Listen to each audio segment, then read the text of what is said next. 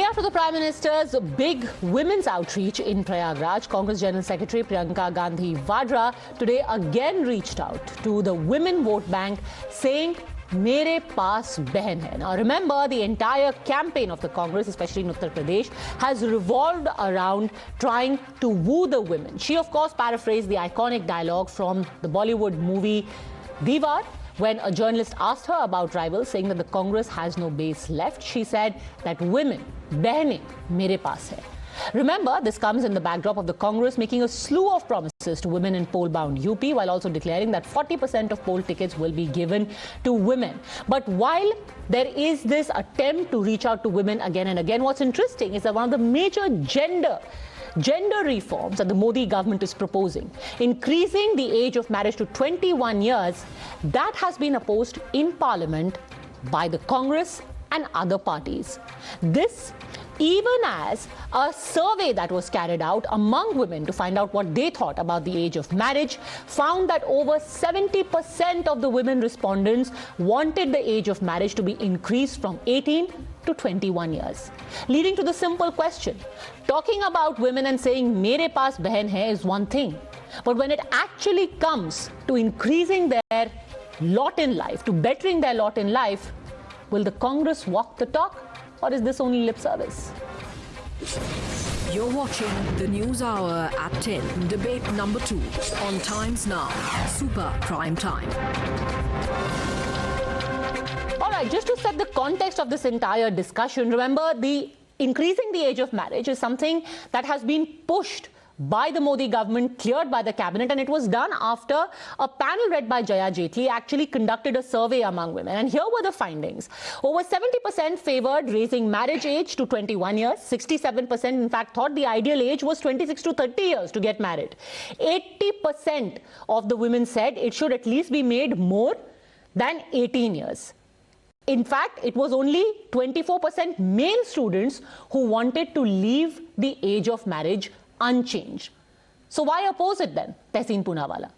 This is real. This is what Behan want. So they've said that the government's brought a bill in a haste and send it to standing committee. They'll debate all these issues. They'll let them look at the survey in the standing committee. They've just said that it's brought in haste. And there's the question of personal laws versus constitutional rights, and that will be debated in the standing committee. But here's the most important question. So what is more important, personal laws or individual rights, women's rights? Because you said mere paas behne hain. You didn't say mere paas personal law ko follow karne wale log bhi hain. You're talking for behan, you talk the whole hog for behan. Absolutely. And that will be discussed in the standing committee. And that has to be discussed in the standing committee. But one question. If the Congress is the only party for women, why has the BJP never had a woman president? Today in the BJP's national executive, there are as many women as the Prime Minister's press conferences. Sir, let's talk about the issue. Let's talk about the issue at hand, about this law, BJP is anti-women. And why you don't walk the talk. BJP can have 100 women presidents or 0 women presidents. That doesn't affect the law. This doesn't affect the law. It does. BJP has 0 women presidents. Please allow me to finish. Please allow me. I'll take 10 seconds. And BJP is so anti-women that the women's reservation bill passed in the Rajya Sabha, which is still alive, has not been passed by Modi in 7 years, despite a brute majority in Lok Sabha. Okay, and you know, the Rajya Sabha never dies. Just one question, Sanjuji. Why is the women's reservation bill not passed? Okay. Why should not show the same alacrity for women's reservation bill? Yes. No, Padmaja, I am not going to allow a Congress proxy to dictate the debate.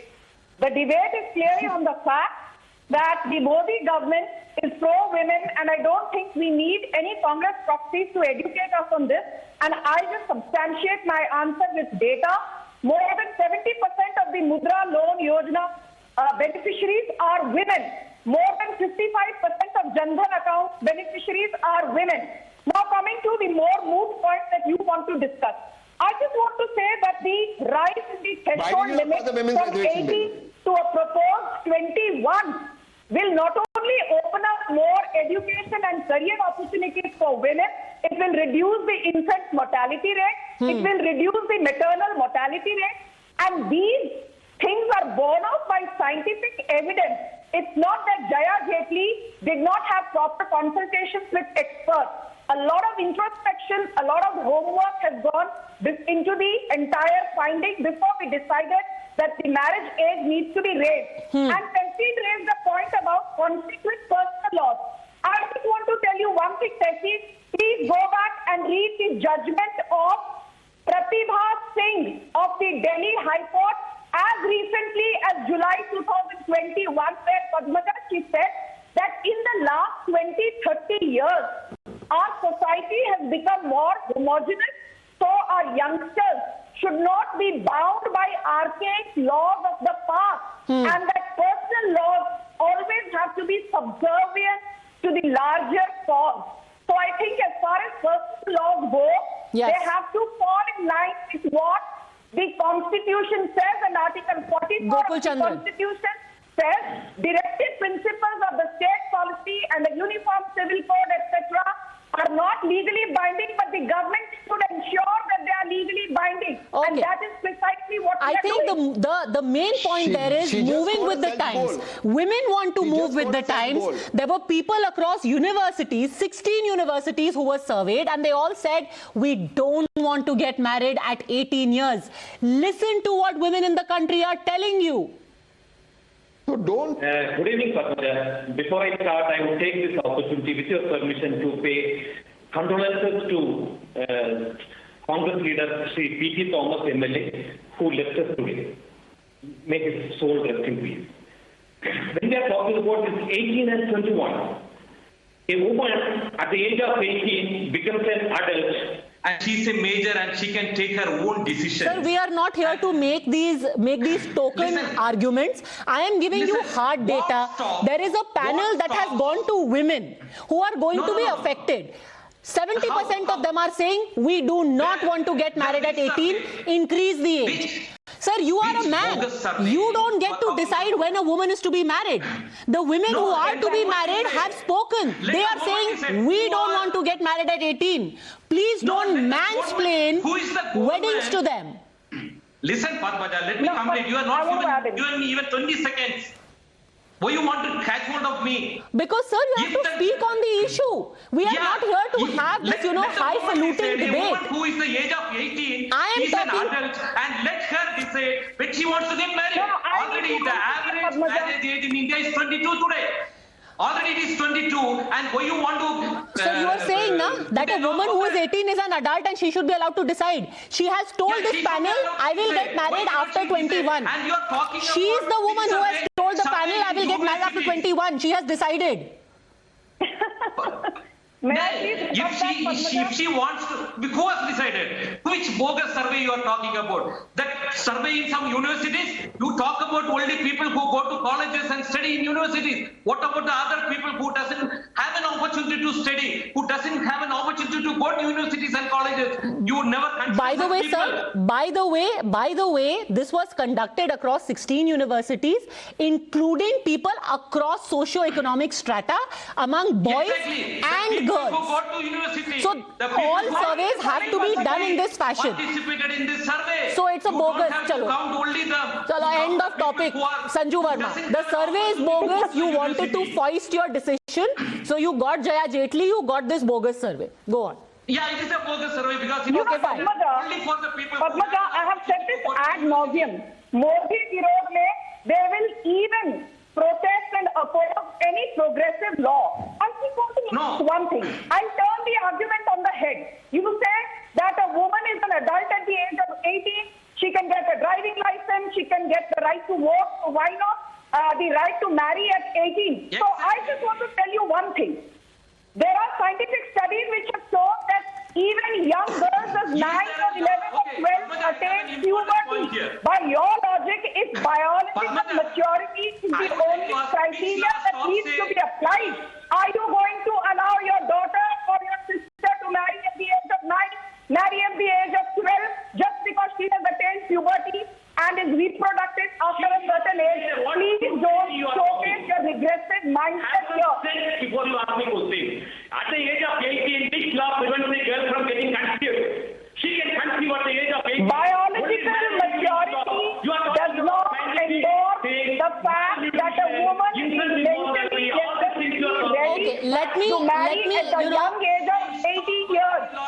Why are you being so misogynistic? I'm very sorry to say, but that argument is just coming out of its hat, Mr. Chandran, because we are neither qualified doctors, nor have we taken a survey. The only actual data we have at hand is from a survey that has been done, which you have declared bogus. But all of your logic is applicable. Let me just tell you, this argument, oh, she is 18, she can vote, why can't she do this? For the same reason that you can be 18 and vote, but you can be 18 and not drink.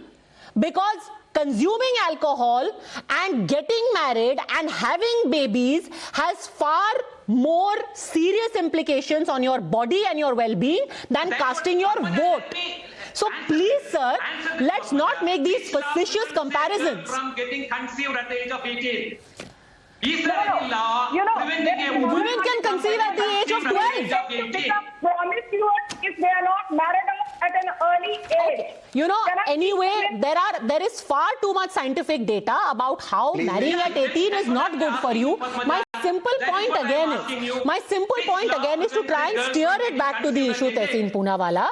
Here you have actual women who have spoken their mind. Anyone who wants to represent women should listen to their voices and not just make it a token gesture. बहन के साथ है तो बहन की बात सुनिए. I respect that. Now, please don't interrupt me because I'm just going to make two very brief points. One, a constitutional point. The BJP spokesperson actually made a self-goal. She said rightly, that the UCC is a directive principle, not enforceable. But Article 25 is a fundamental right. It's absolutely enforceable. Please allow me to finish. It's a please. I cannot have a. Okay, one by one. Please let him finish his point. Yes. I cannot have an intellectual debate if you're going to heckle me. So Article 25 is a fundamental right. UCC is a directive principle. She herself said it. Now let's come to the larger point. I am saying women's empowerment must be there. The standing committee will decide it and whatever is in the best interest. But the Congress passed the women's reservation bill that gives ultimate reservation. Why isn't the BJP with a majority passing it? Do it right now if you want women empowerment. Why are you not doing it? Okay, you are an advocate for women's reservation bill, which you think will be empowering. But another bill which also women are supporting, you want more debate on that. I'm going to leave it at that. I need to make a final point. Okay, 10 seconds, not more. I don't have more than 10 seconds, please. Yes. But intellectual. I just want to say that Article 44 is not legally enforceable, but the Constitution says that the state should endeavor to make it applicable within the territory of India. So by that logic, uniform civil code is here to come. Okay, I really think we need much more time and a bigger platform to discuss the overall uniform civil code. The issue here was just simple, that if women are asking for a gender reform, please back them in the interest of the country, not of any one political party, because this is actually something that will be applicable across the board, across religions. Set a few differences aside for the larger good. Thank you very much, all gentlemen, and Sanju Verma for joining me. Thanks very much for watching.